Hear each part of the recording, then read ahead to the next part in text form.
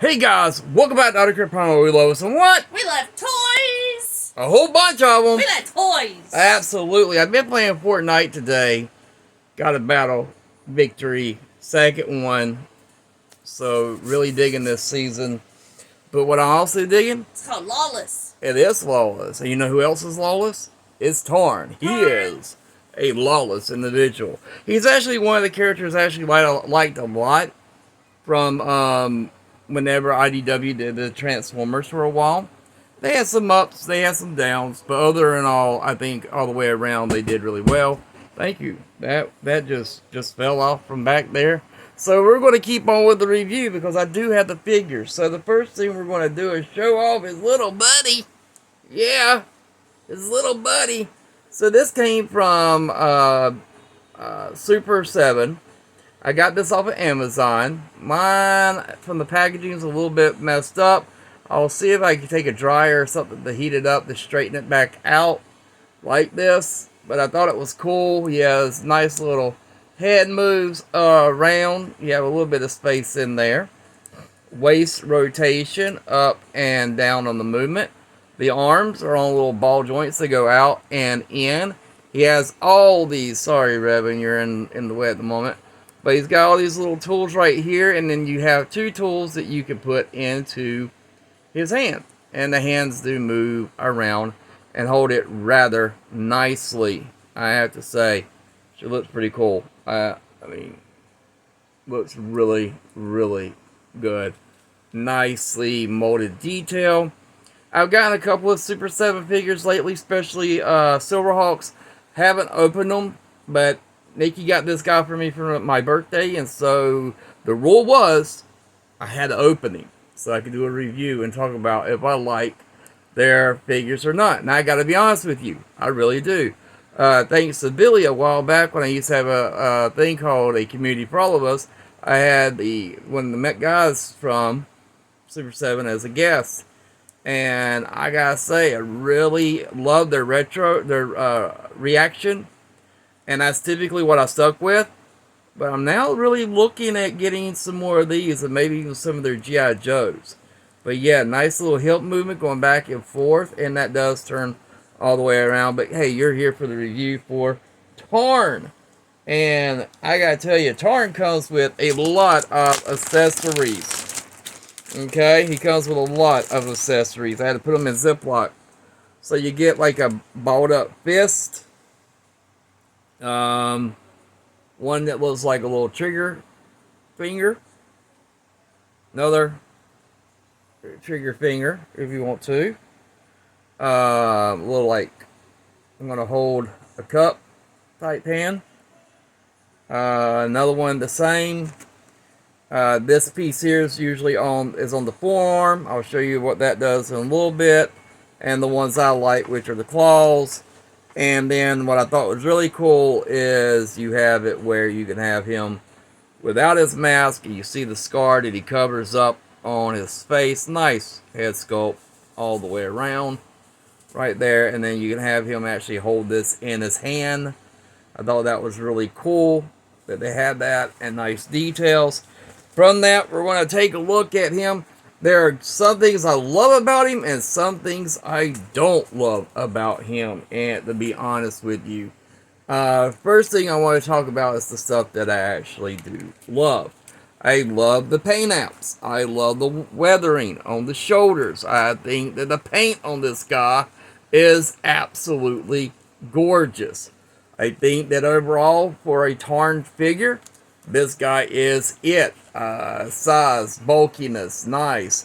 I do like the nice little knee bends. I kind of wish we got a little bit more, but that's okay. You do have the nice feet. You do not have a rocker, but your toes do go down and they can go up. And then that rocks back and forth, like so. The head is on a nice little ball joint, a nice big ball joint. And a very nice head sculpt with that Decepticon logo right there with the nice bright eyes, as you can see. I have pretty much every Tarn figure now that's come out. I've been looking to get his first appearance in the comics. I don't have the first appearance. I would love to have his first appearance. I don't know what happened to mine, but hey, it is what it is. That's one of the things I don't like. This does not stay tabbed on that well. But you do have a nice jointed, tight jointed elbow bend. And now we're going to get into the stuff. He has a nice little plastic right here, kind of like what Todd McFarlane does with his. But because of that skirt, it doesn't allow the legs to really go all the way up and all the way back. And because of it, you can't get any more than that in the legs. That's something that I don't really care for. You do have a nice hip movement, and you have where an ab crunch. This here gets in the way to go a little bit further down, but it is nice that you can get him where he's all the way up. The little pieces here do untab off of him, and then the gun tabs in his arms. But before I showed his arm, this is what I don't like. I don't like the fact that these are on both sides. Loosey-goosey. Oh my gosh. For the price of the figure, if you paid the regular retail price for him, and they give him as a gift or get him on sale, that is not what you want in a figure that can typically run about $70 for a figure. Plastic is nice. Overall, I do like the plastic, but I think the joint should be more tightened. He has a nice aesthetic look all the way around. He is rather thin, but he was that way also in the comics, so he does pop right off the comic book page. I love the hands. I love the fact that they do stay into place when you put them to posing. Very nice. But the one thing I want to be able to do is have something to stay on. I kind of think there should be like a magnet. It has a friction rub. I kind of think that maybe for the price they could have put a little magnet in there to hold that in there. But because of it, I love the gun. It looks wonderful. He can't hold it. This is kind of solid. It doesn't move. It's just stationary. I'm fine with that.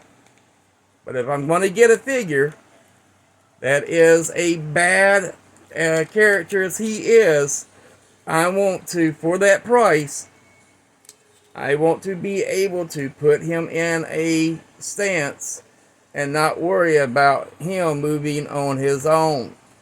Just, it stays tight right there together, but when it gets away from that joint right here, as you can see, folds in. What do you think so far? I don't like that part about it. I mean, if you're going to get a figure to pose and he can't hold a pose, he's not worth $70. Yeah. So there you go. Nice little bend though. I will probably have him where he's like this in my station, because I can get him in that pose right there and he will stay. But I have to keep him that way or he will not. Or I can always just do it like this and he will stay. He does stand up. I mean, he is very well balanced. I mean, he does stand up. His feet, I mean, that's the rule in the house. They better be able to stand. And Yes. he can. He can stand really well. I just wish I could get him some more posable pieces that he would be able to be more, action poses.